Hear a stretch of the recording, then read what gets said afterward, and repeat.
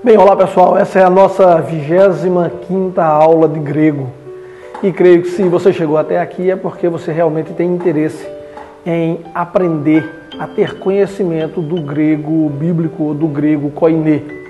Seja um mantenedor, ajude-nos, as informações estão aí no vídeo de como você pode ser um colaborador também deste ministério.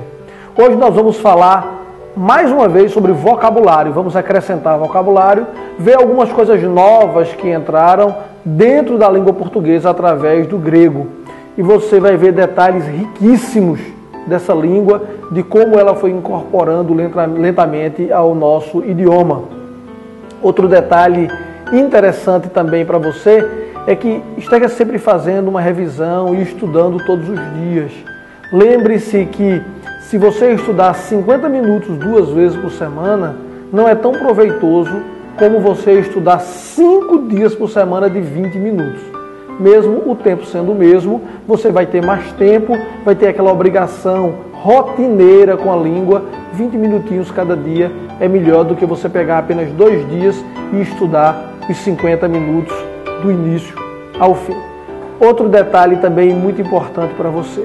A gente vai começar a entrar numa fase do grego em que a gente vai ver pronomes, preposições. Isso às vezes mexe um pouco com a nossa cabeça, mas é isso que vai nos ajudar a direcionar melhor o conteúdo bíblico. Vamos começar também uns trabalhos utilizando textos.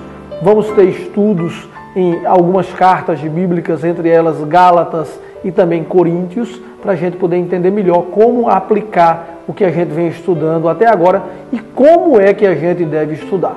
Então vamos aí para o nosso vocabulário. Vamos lá?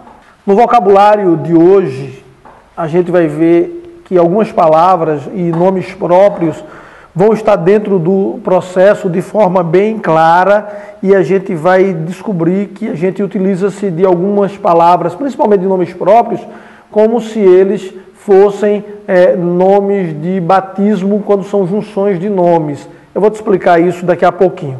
Só recordando, nós vimos na primeira declinação neaniais, neaniu, neaniá e neanian, no plural neaniai, neonion, neaniais e neaniás, que são os substantivos masculinos terminados em ais.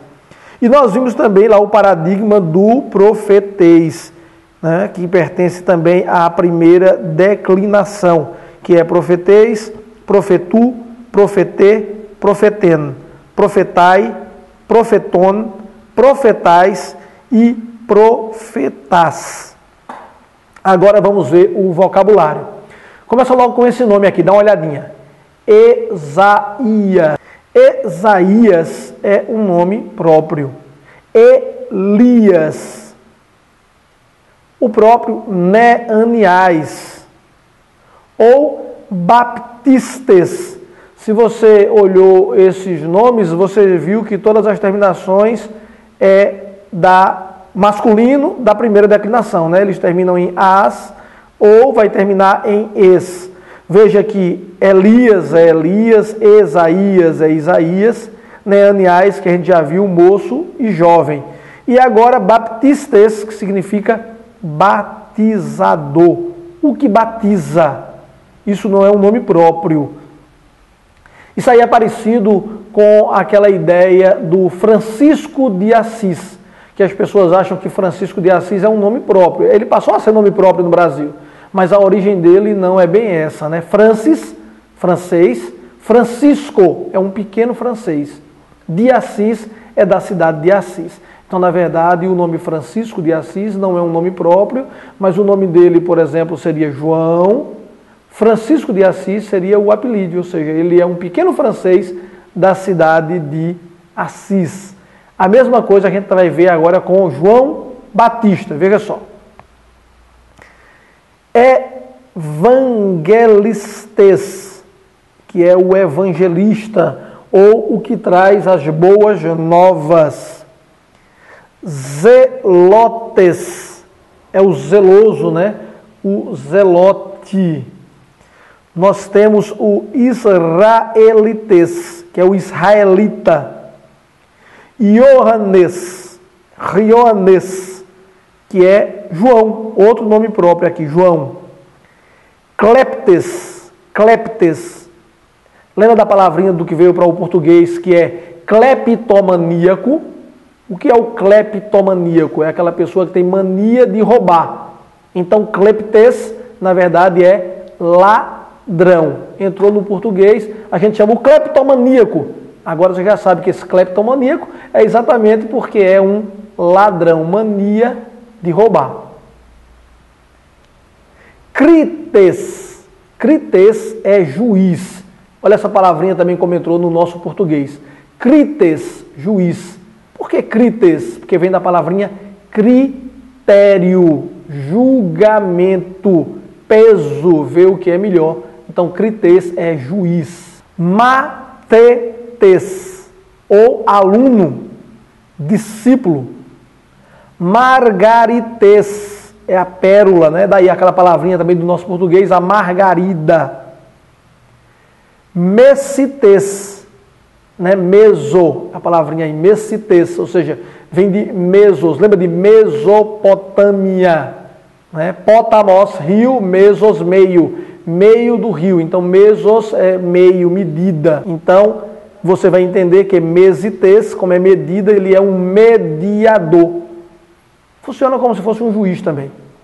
Poietes, poietes é o fazedor. Profeteis, a palavrinha profeta, lembra? O que fala em nome de Deus. Estratiotes, estratiotes lembra o quê? Estratiotes, a tradução é o soldado. Estratiotes, ou seja, estratégia, alguém que faz alguma estratégia, então é o soldado no combate. Hiperetes é o ministro, é o servo. Literalmente isso seria o subremador, aquele que está com o leme na mão, auxiliando, não é nem o principal, né? Então é o subremador. E por fim, para a gente encerrar agora, hipócrites, que é o hipócrita. Hipócrites é uma palavra composta, né? Aí vai ter uma preposição mais a palavra, mas significa o ator. Então, quando a gente usa o termo hipócrita, você lembre que está sempre falando do ator, aquele que dramatiza, que interpreta. Por isso que a gente chama fulano é um hipócrita. Por quê? Porque hipócrites ou hipócrita significa em grego ator, é aquele que está interpretando. Espero que você tenha assimilado, estude bem esse vocabulário, guarde com você, participe de nossas aulas de grego, convide outras pessoas para que possam também participar. Inscreva-se aqui no nosso canal. Forte abraço e até a próxima aula.